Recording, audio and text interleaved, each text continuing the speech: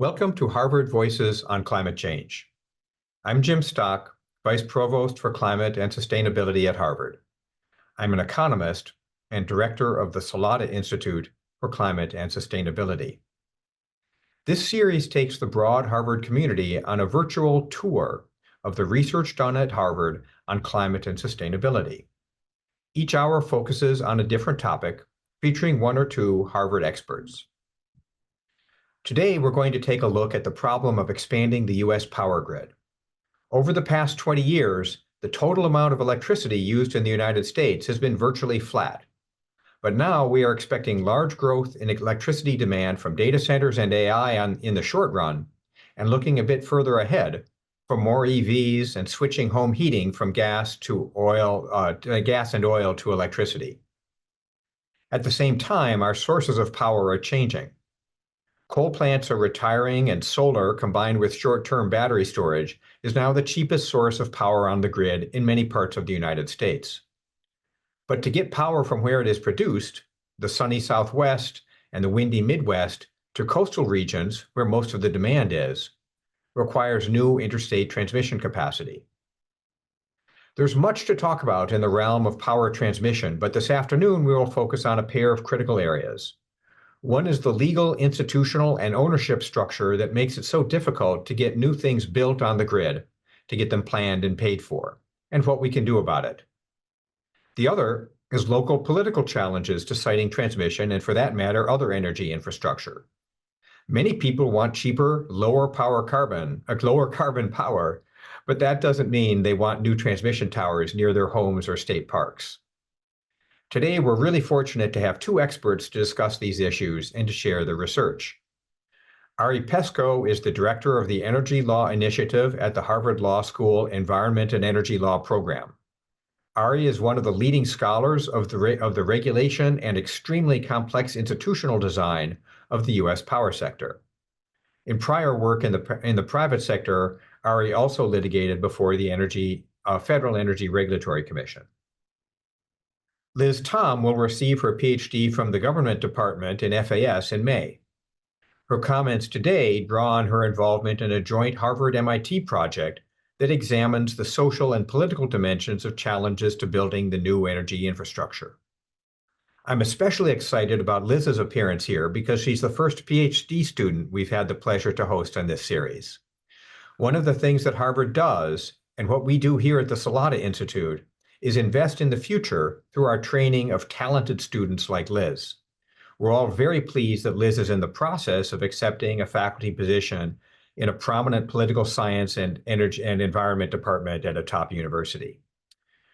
We'll start with the presentations. First, Ari and then Liz, then turn to questions. I have some pre-submitted questions, but if you have questions as we go, please use the Q&A button. So with that, let me turn this over to Ari. All right, thanks very much, Jim. I'm really pleased to be here. Our talk today is going to focus on the challenges of building high voltage transmission lines like the one you see pictured on this slide. Let's go to the next one, please. So our remarks today are informed by a paper we released earlier this year in conjunction with the Salata Institute and MIT's Roosevelt project. So Liz and I will be discussing the 4 chapters. I'll start by explaining the role that high voltage electric transmission plays in power systems. I'll outline why we need more transmission lines, and then describe the development process to highlight the challenges of building more transmission. Next slide, please. The U.S. power system may be the world's largest and most complicated machine. This image breaks it down to 3 main technical functions. Nearly all electric power is generated at large power plants. Transmission lines connect plants to local neighborhood-sized substations, which feed energy to local distribution systems that consist of the sort of power lines you see going up and down your street that connect to homes and businesses. Note that transmission here is categorized by its voltage, kV, on this image, which is a proxy for the capacity of the line to move energy. Larger voltages move more energy, and it's generally more efficient to move electricity at higher voltages. The key players in the power industry are electric utilities. You can't talk about the U.S. power system without talking about utilities and their incentives. A utility's defining feature is that it's a legal monopoly to deliver electricity to consumers. So that's just that last distribution function on this image. Until about 30 years ago, infrastructure for all three functions was owned by the utility, which also sold electricity to local consumers. And the utility financed the construction of all this infrastructure through what's called cost of service rates that are approved by government regulators. Those rates reimburse utilities for their expenses and provide a profit margin to the utility on its investments in infrastructure. This business model creates incentives for the utilities to build infrastructure, regardless of the value of that infrastructure to the consuming public. Next slide, please. This map shows the 1990s boundaries of Massachusetts utility service territories. Note that the colored areas in this map are the investor-owned utilities, or the IOUs. These are companies with publicly traded stocks that have those local monopolies, and at the time also owned all the power plants and transmission. In the white areas, these are areas where municipalities own the local delivery infrastructure and sell energy to consumers within the town's borders. If you remember the previous diagram, these local nonprofit utilities only deal with that final piece of the industry structure, and they rely on other parties, often the IOUs, to generate power and to deliver it over their transmission lines. And just so you know, the borders here, these don't really make any sense. Cities that have their own utility often made that decision perhaps as long as a century ago. The IOU borders are based on corporate transactions that may have made sense to the company at the time. And just so you know, this map is now out of date. Various consolidations left us with just 3 IOUs in Massachusetts, but only 2 of them actually own transmission. So let's take a look at that. Next slide, please. This shows some of the high voltage transmission here in Massachusetts. The blue icons on the map are natural gas power plants that generate most of the electricity that we make here in Massachusetts. Note that the power plants, of course, are very close to the transmission lines. That makes sense, since the role of transmission is to deliver power from large power plants to local distribution grids. But transmission lines do much more than deliver power. They provide control over the power system. In New England, the utilities sold off their power plants about 25 years ago, pursuant to instructions from state governments to do so. States, as well as the federal government at the time, wanted to replace monopoly power plant ownership with market-based competition. So power plants on this map are not owned by the utilities, but by power plant companies. And when the utilities made this transition a generation ago, they formed a new entity called a regional transmission organization that operates the transmission network across the 6 New England states. Under this arrangement, the utilities still own the transmission infrastructure, but it's operated by this regional organization pursuant to rules approved by a federal utility regulator. The key role of this regional organization is to dispatch power plants, that is, to tell each power plant connected to the system how much power it may produce at each moment of the day. To keep the system working, the operator must ensure that electricity consumption precisely matches electricity supply. The transmission operator's rules for dispatching power plants are therefore of great interest to power plant owners. And the transmission operator also has processes for expanding this transmission network. The utilities, which continue to profit from building more transmission, have a great interest in that. Transmission then is the strategic heart of the power industry. It drives investment in power plants. It determines who can generate power, how much they can generate, and the technologies they can use to generate power. Next slide, please. So I'm going to use these 2 maps to outline 3 different types of transmission development. The 3 types of transmission development are local, regional, and interregional. Local transmission lines are typically located entirely within the service territory of one utility, and you see those rough, you can see them in the top map on the left side, each investor-owned utility's service territory. Again, the white areas are where a local utility, a nonprofit utility, owns the local distribution infrastructure. Local transmission projects are paid for by the utility's ratepayers within its service territory. and the utility decides what projects to build. So local is really shorthand for control by a single utility, and importantly, most of these lines are lower voltage. Regional lines often stretch across more than one service territory, but the defining feature is that the project is paid for by more than one utility because the line is expected to bring benefits to those utilities. And I'll focus on what it means by a utility benefiting from a line in a minute. The bottom map shows regional utility alliances. Power systems are regional.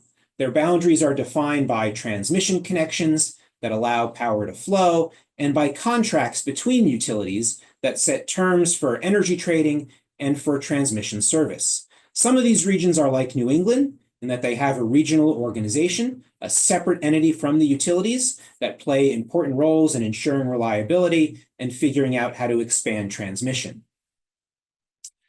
Regional transmission lines have to be agreed to by the region, either that regional organization or the utility members in each of these alliances. The formula for paying for new projects also has to be agreed upon by the entities. There's also interregional transmission. Those are lines that connect two regions, so they would have to be agreed to by both regions, and both regions would also have to agree about how to pay for them. All right, so with that all as background, we're now ready to talk about transmission expansion. So next slide, please. What's driving the need for more high voltage transmission? Jim mentioned one key driver in his intro, that is to connect wind and solar resources. We have hundreds of thousands of miles of transmission in this country. They took generations to build, and it reflects the evolution of our power system. So for instance, historically, coal provided about half of our power. So transmission networks reflect where you can deliver coal via barge and rail. Today, New England uses natural gas, so the transmission network reflects to some extent the natural gas pipeline system. If we want more wind and solar, we have to build high voltage transmission to where we have the best wind and solar resources. That's often places with low populations and therefore very little to no transmission infrastructure. Second, transmission can improve reliability and efficiency of the power system. It provides redundancy. It can allow cheaper power to flow. There's value to having a transmission system that's larger than the weather. So when there's a storm, for instance, our infrastructure can be affected. But if our networks are larger than the storm, then transmission operators can bring in power from unaffected areas to where there may be the threat of outages. And as we add more renewables to the system, more transmission provides the system operators with more optionality. When the wind is strong in one place, there may be excess energy there, but at the same time, it may be rainy somewhere else. So you want to have enough transmission to move the energy from where it's being generated by wind and solar to places where maybe there's not enough generation at that moment. Third, we need more power. Jim mentioned this as well in his introduction. We want to meet our clean energy goals, which means electrifying our transportation and our homes. But we also are seeing a resurgence in manufacturing. And just in the past year or so, a few large tech companies have suddenly expressed interest in transforming an extraordinary amount of energy into intelligence. And the amount of power they're requesting is truly massive. So these three needs may also lead to different types of transmission projects. So the first two goals, we may need a lot of regional and interregional connections to meet those goals. Data centers may be a little bit different. To sort of what these companies want is to be able to basically connect their data centers to large power plants. So we may need more local lines to meet that goal. But ideally, there's some sort of sweet spot of projects that can help us achieve all three of these goals. Next slide, please. But nonetheless, investment in high voltage projects has been declining precipitously. Utilities do spend more each year on transmission, but their spending is concentrated in lower voltage local lines, and in particular in rebuilding last century's aging infrastructure. So these are not the sort of projects that will help meet our societal goals. So why are we failing? Why are the utilities failing to keep pace? Next slide, please. Everyone agrees that transmission can be beneficial. Not everyone agrees how to measure the benefits or what benefits we ought to be considering. So what we've done here is break down the benefits of transmission into basically two types of categories. One is the power system benefits, and the other are the societal benefits. This is just providing some examples. This is not an exhaustive list of each type of benefit. But for the power system, the consuming public benefits when a new transmission project can reduce the cost of power. At the same time, the public basically has to pay for that new transmission line through its rates, and that will increase charges on their bills. And so it's a matter of balancing what are the improvements in terms of lower rates versus what are the costs in terms of paying for that new infrastructure. The public has other interests too. There are societal benefits such as economic development enabled by the new line and costs such as environmental impacts. But I want to draw your attention to the private benefits and costs. The company that builds the line makes a profit under the cost of service rates that I mentioned earlier. Regulators approve rates that allow the utility to recover the costs of building the line plus a profit margin. So that's good for the utility, but in most states, utilities are still the dominant power plant owners. A new line might provide opportunities for the utility's competitors to connect a new power plant and compete with the utility's power plant. So that's a potential cost for the utilities. All right, so let's keep these benefits and costs in mind as we talk about the regulated development process and why it is that it's biasing investment in favor of smaller projects. So next slide, please. There are two bodies of law that govern the process. There's utility law and there's environmental and land use law. So start with utility law. In the early 20th century, nearly every state passed laws that regulate monopoly service providers like electricity, gas, telephone, and water companies. The main purpose of these laws is to provide for the utilities' growth. 100 years ago, we wanted to make sure these services extended to everyone and protect consumers from the monopoly power of utilities. Without competition, government needed to ensure utilities didn't overcharge. In 1935, Congress passed a similar law that regulated the interstate aspect of electric service, including transmission. And FERC has since imposed rules that require utilities to work together on regional projects. This is a process called transmission planning, and it's run by utilities pursuant to a process that meets FERC's rules. Now, FERC's rules require utilities to consider only the in-system benefits and costs. That is, how much will consumers pay for the line, and are the potential benefits to the system, like lower power costs or improved reliability, are they worth it? So utilities are not indifferent, of course, to their own profit. If there's a line that's going to be unprofitable for the utility, it's not going to pursue it, even if it's beneficial for the public. And in general, this sort of planning process is explicitly indifferent to a lot of the environmental and land use considerations, as well as economic development issues as well. So remember, going back, there are three types of transmission projects. For a local project, it's one utility that makes the planning decision.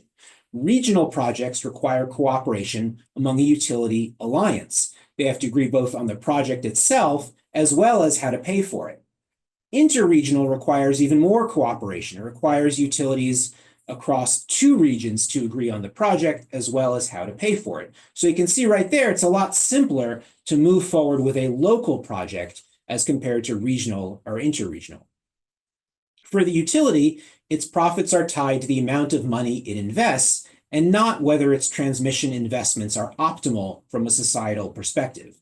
If the utility invests $1 billion in small local projects, or it invests $1 billion in one very large high voltage regional project, it's earning essentially the same return.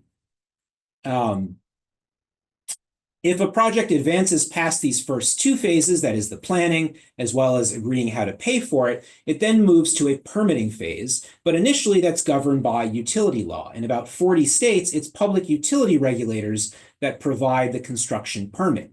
In most states, regulators will only approve projects that they find are needed. This is a consumer protection determination. The goal is to prevent the utility from building excessive infrastructure and then overcharging consumers. Some states may consider environmental costs and societal benefits, but these are typically ancillary concerns. In many states, smaller, lower voltage projects don't need any approvals at all or can use a simpler process. And rebuilding existing infrastructure may also bypass some of these processes as well. But a newer high voltage project needs permits And if it's traversing multiple states, then it needs a permit from each state. So again, local projects are simply easier to move through the process. Two quick notes on environmental reviews, and then I'll wrap up here and turn it over to Liz. First, local approvals are rare. Most states have eliminated formal roles for local governments for transmission permitting.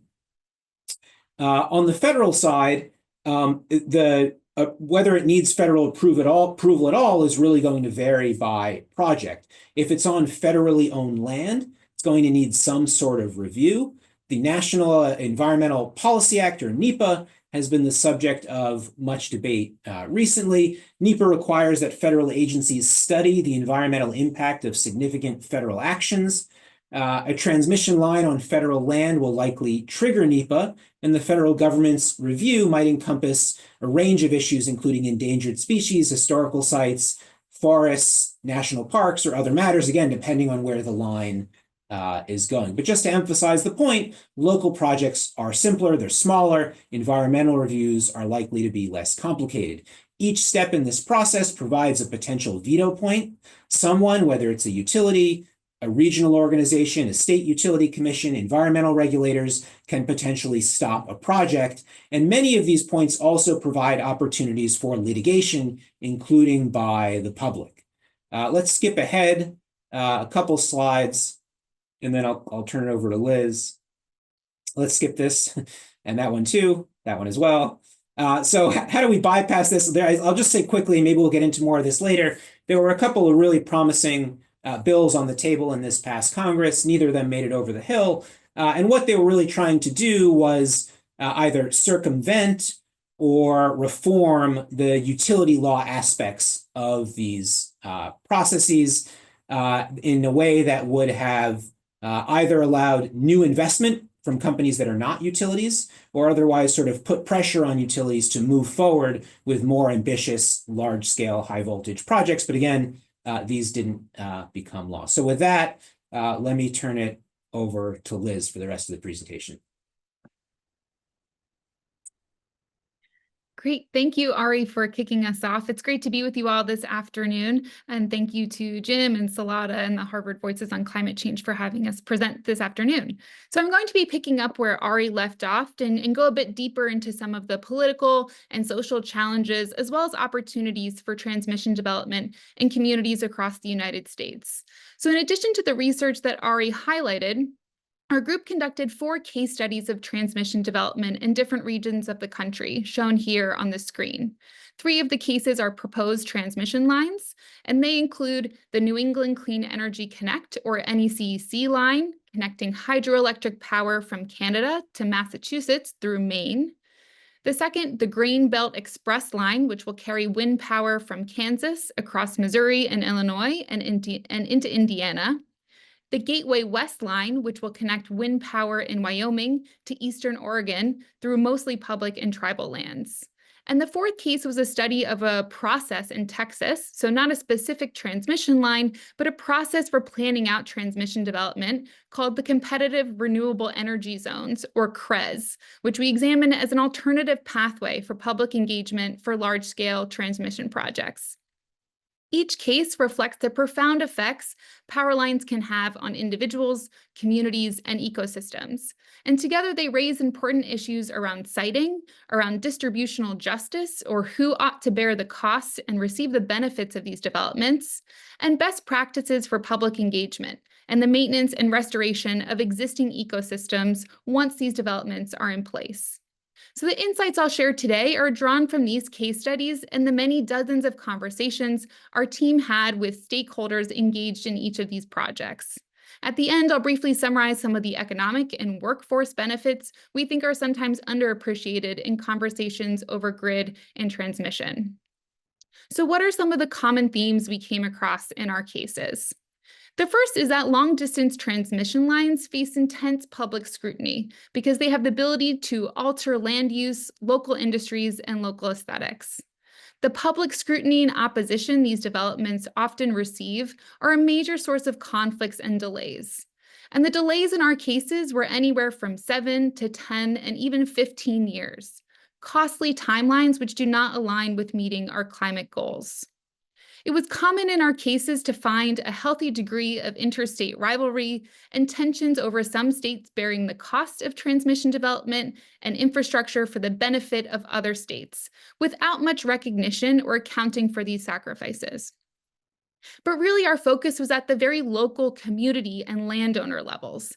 And this is where we found a good degree of skepticism stemming from problems of what we refer to as recognitional justice or procedural justice, which basically boils down to people's perceptions that they are not being heard, that they are not being respected, and that the political processes and procedures have failed them.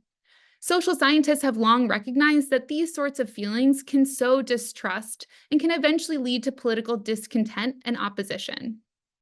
Across the board, the community members and local officials we spoke with told us that public engagement for transmission projects happened too late in the development process, often after designs and siting were in place. Some described feeling blindsided by news of projects, while others in the community seemed to know all the details.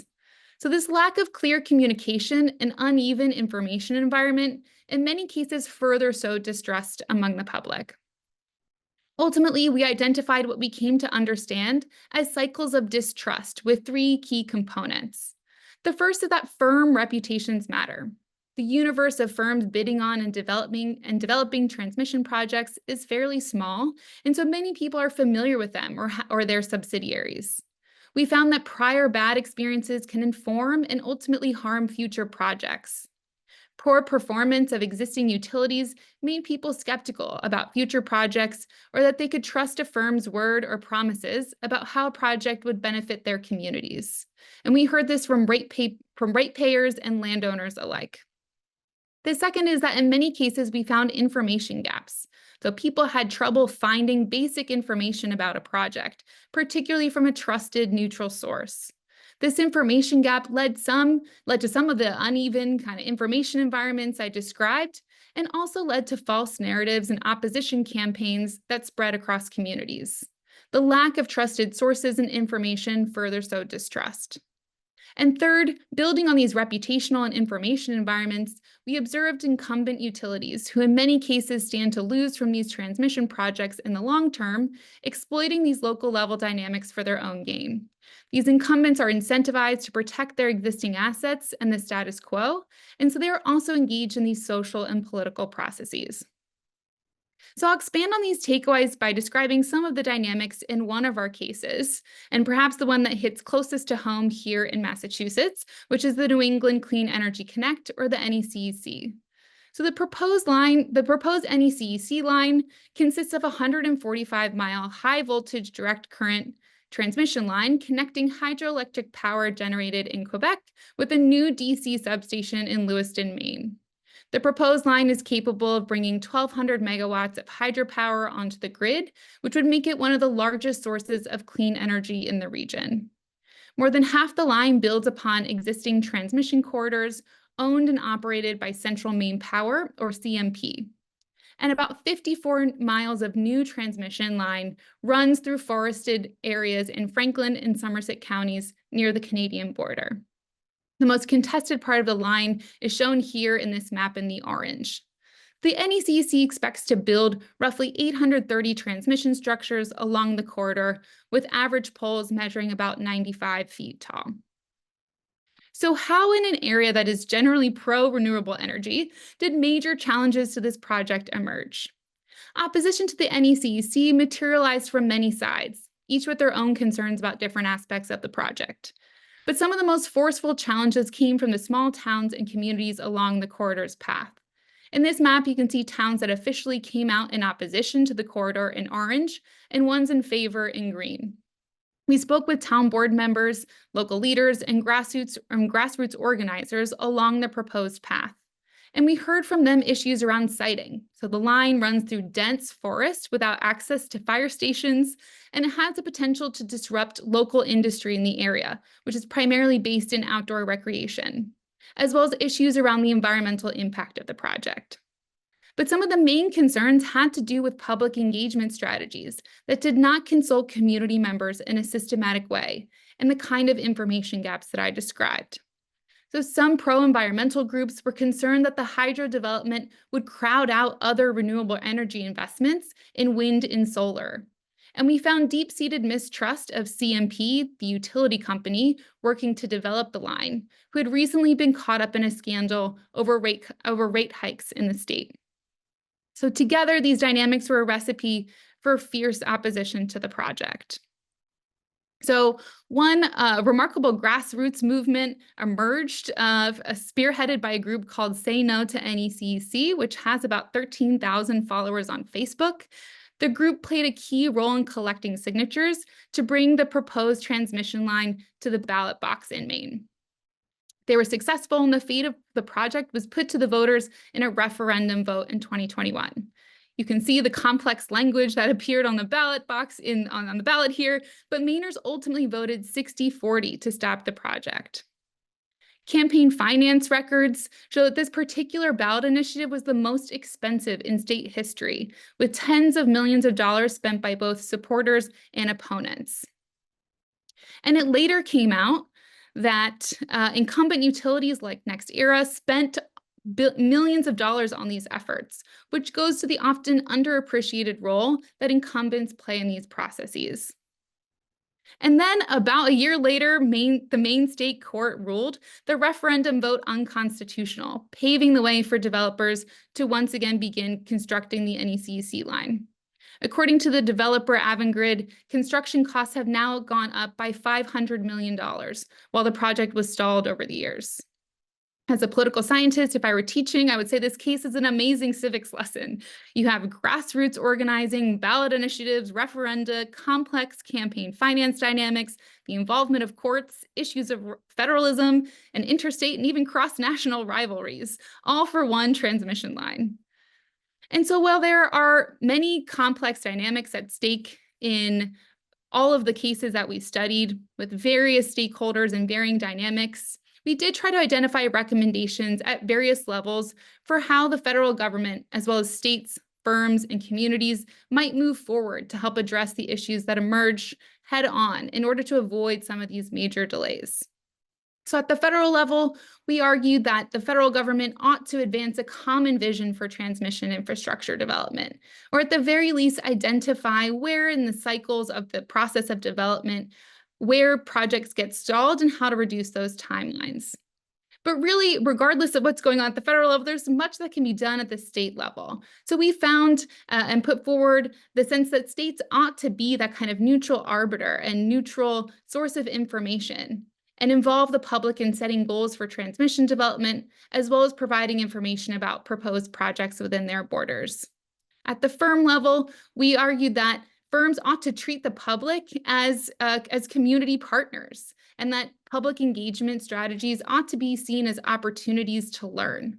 In many cases, we heard people tell us, if only they had just consulted us, we would have told them exactly where to put the line. And so we also recommended that firms engage with the community early on in the process, perhaps even at the design stage, and maintain engagement throughout the duration of the project. And on the flip side, at the community level, we put forward recommendations that community members ought to engage in good faith over workable solutions and ways to address their concerns about developments in their communities, and that they put forward a willingness to share local knowledge and expertise to make sure that the lines benefit while causing the least detriment to their communities. We also found that in many of these debates that the economic development pros were often left out of the conversation, right? So we know that expanding transmission has major economic and security implications, as Ari outlined. Lowering grid congestion and making electricity markets more efficient will lower costs for consumers and reduce risks of blackouts. So one of the additional exercises we did in this project is run a poll through YouGov, and we found that 80% of Americans rated the electricity grid as excellent or good. Congress would kill for those kinds of polling numbers. And how are we going to maintain that level of reliability? And so this is an issue that people in the community are concerned about. We also discuss in the report the ways that we can be encouraging domestic production of next generation grid technologies and systems, again, investing in those technologies here in the US, as well as ways to sort of go about standardizing landowner compensation models and ways to make sure the costs and benefits of these projects are more equitable. And lastly, I'll conclude with some ways that we saw advantages for transmission development for the workforces in many of these communities. Again, often these places are more rural and don't have major other economic development projects underway. So we saw that, engaging in these processes would require additional investments in recruiting and training a skilled workforce. So how can we engage in workforce development, creating incentives for grid firms to partner with groups who are already doing this kind of work? Again, there's an opportunity here to diversify this workforce by working with civil society groups such as veterans groups, community colleges, and other educational institutions serving diverse populations. And lastly, from a research perspective, this is a workforce that is diversifying rapidly, and we called upon the BLS, the Bureau of Labor Statistics, to maintain detailed records of employment and wage data in grid-related occupations to better inform policy and training programs in the future. Again, we saw these as opportunities for Americans across the country moving forward. So thank you. I'll conclude with that. We look forward to your questions. If you're interested in checking out the reports, you can visit the Salata Institute website. And with that, I'll turn it back over to Jim. Okay, wow, there's a ton to talk about here. I'm gonna start off with just a few basic starters that might that would be helpful. So thanks so much, Liz, and thanks so much, Ari. I'm going to start off with just a few basic things here. So one question that came across in the Q&A is what are the timeframes that we're talking about? So it looks like, for example, the NECEC is now being built from the time that was originally proposed to when power is going to be flowing across. How long is that? So we found in across all of these projects, it's about 7 to 10 years. And so a lot of that early, year 1 to 3 is engaging on a lot of permitting, consulting with communities, and going through several processes. That can take 1 to 3 years, but really where a lot of the delays start to kick in are from the 3 to 5, 7, 10-year timelines. And so we really argue that if you could move some of that contentious, the points where conflict arises away from that 7 to 10 range, that projects could be more along the 1 to 5 year range. So do you think that would have worked in the main case? I mean, going back into the next era, you alluded quickly to the next era, the amount of next era money that went into the opposition of that. And correct me if I'm wrong, you're the expert. My understanding is that next era owns the Seabrook nuclear power plant, and the Seabrook nuclear power plant is probably kind of expensive compared to this pretty cheap hydro. So they have this strong interest in not having that come through. And so funding this campaign would suppose that there'd been all the community engagement early on that you've been proposing and the workforce development and all of that stuff. Would that have been enough to overcome the vested interest that NextEra had? I would like to say yes. I mean, I think it's the engagement of incumbents, I think, is underappreciated as sort of main actors in this process. I think there are certain political dynamics in Maine that NextEra was able to kind of capitalize on. Again, not in every state can you bring these kind of contested political issues to the ballot in a referendum. But I will say that, I'll go back to the kind of information gap. I think we really saw states, sort of stepping back and not actively engaging in these developments as neutral arbiters. And I think we saw some of the incumbents sort of capitalizing on the fact that there was kind of an information gap, that folks didn't have very clear details on what this project meant for the state, meant for the New England region more generally. They couldn't sort of see the broader picture. And that's where we saw the lack of state leadership as a problem. And so we saw actors on both sides kind of capitalizing on that. So would that have prevented, all these delays? Hard to say, but I do think that the incumbents in this case were able to capitalize on a real kind of misinformation that spread rampantly about this particular line. I guess one more, just following up on that a little bit. maybe you could talk about the Midwest one, which is a success, but the other one that I have in mind is the Champlain Hudson Power Express, which, if I understand this correctly, is always entirely within New York State. A lot of it is underwater, either under Lake Champlain or in the Hudson River, and the part that's not underwater is largely buried. So you don't see these 95-foot towers that you indicated, and it's all within one state. So you get around some of the interstate permitting problems. Is that so? I just gave you my lay interpretation of how that seemed to be getting built in a relatively short time frame, as opposed to the real mess that we're seeing in some of these other ones. Is that a fair assessment, that it's all within state and that basically they buried everything? Sure, I think those are two major issues that emerge. The burying, several people we spoke to, at least specifically in the main case, said if lines. We know it's really, really expensive to do, but if only they could bury it. But really, actually, they proposed, recognizing that that's very expensive, what if you could build along existing right-of-ways? So instead of kind of paving through this kind of virgin forest, why can't you just do it kind of along this like major highway route, which may have, gotten around some of these contested issues. So, I think keeping it, within one state, yes, that's kind of getting past these interstate rivalry dynamics I described. If you're from Massachusetts, you know how others in New England think about you necessarily. And so I think that circumvents some of those issues. And if we can make it more cost effective to bury the lines, I think it would help speed up some of these processes. Yeah, that's great. And of course, the other point is that yes, it's more expensive to bury them, but it's probably more expensive yet to deal with litigation over 5 years that increase all of your capital costs after you've actually laid some of the line already. Absolutely. Absolutely. Ari, I have a question for you that's going to consolidate a few different things. I'd like to, if you go back, I don't want you to put them up, but your first few slides, I thought they were really striking.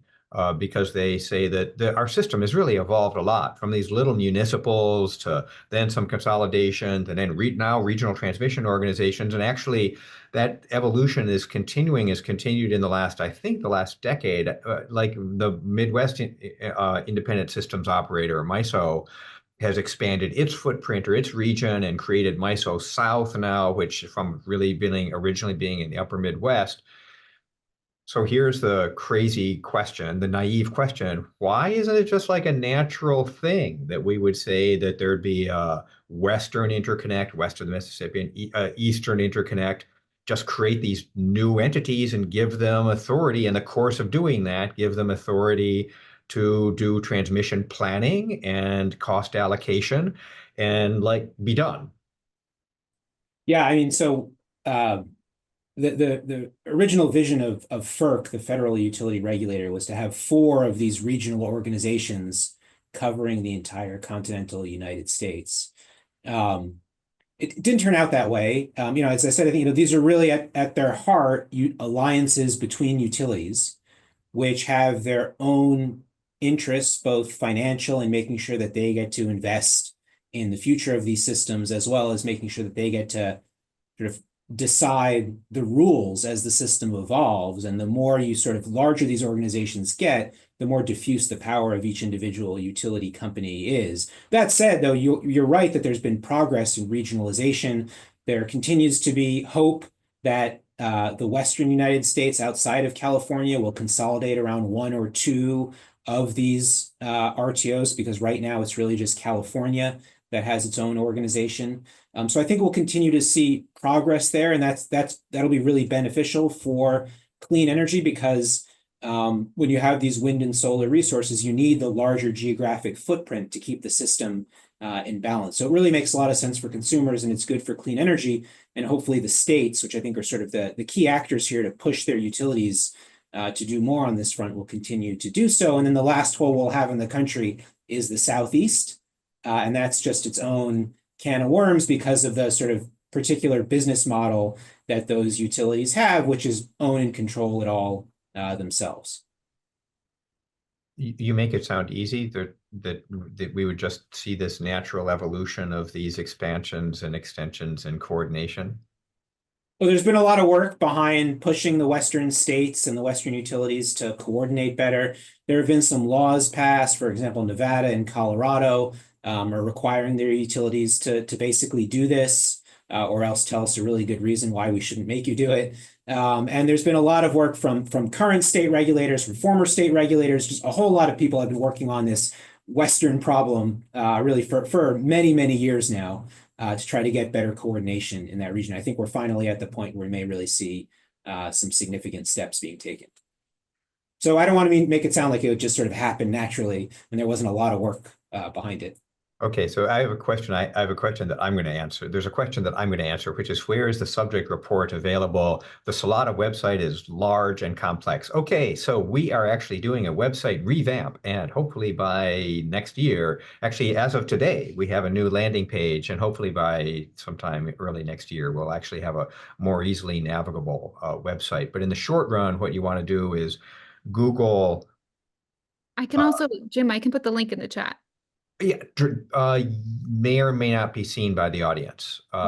So why don't you drop it in the chat in case they can see it? I'm not sure they can. But you can just Google Roosevelt Project Grid, and I think it'll come up under Roosevelt Grid Project, and that it'll come up under that. Okay, I have to ask. I wanted to ask this, but now I have a great excuse to ask this, which is that we came from the audience, not from me. So we're now going to get into some more weeds here. Why aren't there more reconductoring projects? And what is holding back utilities from using grid enhancing technologies? Okay, so that requires a little bit of explanation as to what reconductoring and grid enhancing technologies are. And then why don't we see more of that? So who wants to jump in? I can explain what reconductoring means. It's basically taking an existing right of way where you already have a transmission line and either just replacing the cables so that they're higher capacity, they can move more energy, or you may have to also replace the structures as well if you need to support the heavier cables. And you can bypass some of the processes that I mentioned before. It's just generally easier to develop on an existing site than to create a new right of way. So I think we are going to see we're seeing some of these. I think we will see a lot more because it's just a lot simpler for the utility to execute. And there's a new rule from FERC about transmission planning. It's trying to encourage the industry to think more long-term about these issues. And there's sort of a little bit of a treat in there for utilities in that one of the big controversies in this rulemaking was whether or not there's going to be competition among developers to build these projects. And if you're doing a reconductoring, there's no competition. So that's really a good deal for the utilities, and that's going to encourage them to search for these opportunities. Oh, that's interesting. Liz, do you have anything on reconductoring and GETs? No, I think I'll just add that, again, I think if you're learning from these past experiences, citing on existing right-of-ways is probably a way to reduce some of these delays we've talked about. Yeah, and just on grid enhancing technologies, it's a way to basically use our existing assets more efficiently with sensors, with tying those sensors to computing technology to better calculate how much capacity we have in the line and make sure we're using it most efficiently. I mean, the biggest problem is there's just no incentive for the utilities to pursue these technologies. And so we see a lot of other countries doing this, and we're just far behind on it. And it's an incentive problem. It's not that it's that hard. It's just that why do anything different if there's no reward at the end of the day? So there's been a lot of resistance, and FERC has been trying, the federal regulator has been trying to push utilities harder on some of these issues. And so just to clarify that, if I understand your point here, the reconductoring is something, if I own the utility, if I'm the entity that owns these transmission wires and I'm going to get reimbursed or paid on additional capital expenditures, then reconductoring is something that can pay off. And we are actually seeing that on shorter lines within a particular jurisdiction. But grid enhancing technologies are so cheap that they can substantially increase the capacity of the utilization of the line, but they really don't cost very much. So sure, it's good for society, but I don't get paid anything because I haven't done a big capital investment. Is that what you're saying? I think there's a lack of a profit motive that's definitely a factor here, and then just no incentive to just do anything new, right? I mean, it's not necessarily you're going to have to change some of the systems that you use to operate the system, and why bother going and doing that if there's no payoff at the end? Yeah. Great. Okay, we've had a number of questions that go outside of our little US world here. What can we learn from some other countries? So, are there other countries that are good examples of where they're able to build lots of transmission? Well, I mean, I guess I would say one of the legislative proposals that was in Congress this past year is called the Big Wires Act. And it was going to basically tell the industry, look, you're not building any of these interregional projects. So Congress was just going to set a number. It was going to be, you have to have a certain amount of capacity between regions, and you just have to go and do that. And that's a model that borrows from Europe. The European NSOE, which I forget what that stands for, sort of this international regulator in Europe, had set this minimum transfer capacity between countries. And it seems, I haven't looked into it in great detail, but it seems like it's spurring a lot of development. So that would be one model that I think is worth copying, because we're otherwise just not building these interregional projects at all. I guess at least in some places, like in France, my understanding is that a lot of transmission lines are buried. So again, it's more expensive, but it's something that actually maybe can happen with less opposition. Okay, great. So there's a number of questions. This is interesting. So the number of the members of the audience have said, like, what can I do? So what can civil society do? What can members of the audience do in this realm? This is an incredibly technical, complicated area. Is there a role for civil society here? I think absolutely. I mean, first of all, if you're attending this session, you're already engaged in this, and hopefully I've learned something. But again, yes, it's one of the challenges, I think, in engaging in firms kind of doing meaningful public engagement. There has to be a sort of teaching and learning component as well. And so I think you're likely to come across, no matter where you are in the US, again, or in other places around the world, wherever you're joining from, you're likely to see transmission developments near or around your communities, or ones that you drive past. And so to be aware of a lot of these, developments come to local town councils, local town meetings, ways that you can engage and be a part of your local political processes, your local town boards. This is where a lot of the action is happening. Again, in our federal system here in the US, a lot of that action is happening at the very local level. And so to the extent that you are engaged in either civic organizations or just a regular attendee and active member in the community, paying attention to what's going on in your community, reading about these issues. This is now sort of frequently in the news, these projects and their various contentious politics and delays. And so I think just kind of being aware of what's going on in your community, I think you're likely to come across them sometime soon. Yeah, I mean, I think, some of these projects can motivate local opposition, and it's often easier to like air grievances than it is to just show how much you support a new project. And so, we're certainly seeing, I think, from some of the national clean energy and environmental groups that at a national level, they support transmission development, perhaps in a way that they would not have a generation ago. So I think there's, movement opportunities to try to find support for some of these projects. And I think that can make a difference. And, a lot of these are just political issues. In some states vote on their utility regulators. Only about 10 states do that. But otherwise, the people who make these decisions are chosen by your governor. And so, elections at the state level can really influence how this all goes. Yeah, public utility commissioners, these are all people with, quite a bit of power who, we don't think about them in these kind of in a very nationalized political environment, but yeah, being engaged on these local level, state and local elections is key. I guess another question, and this relates to a question in the Q&A, is really who pays, and is this something that the end consumer? So if you're an advocate of clean power and bringing in hydro from Quebec or wind from the Midwest or something like that, is this going to be costing you more? I mean, or is this who's going to pay for it? Is it going to come out of rate pay, typical utility bills? Or are we in a situation where actually, even though you're building the transmission line, the source of the power is so much cheaper than the coal plant that I've got down the road, that putting aside the clean power aspect, I'm going to be saving money as a bundle. How does that work out? Yeah, so in general, for the regional projects and the interregional projects, which are more of a theory,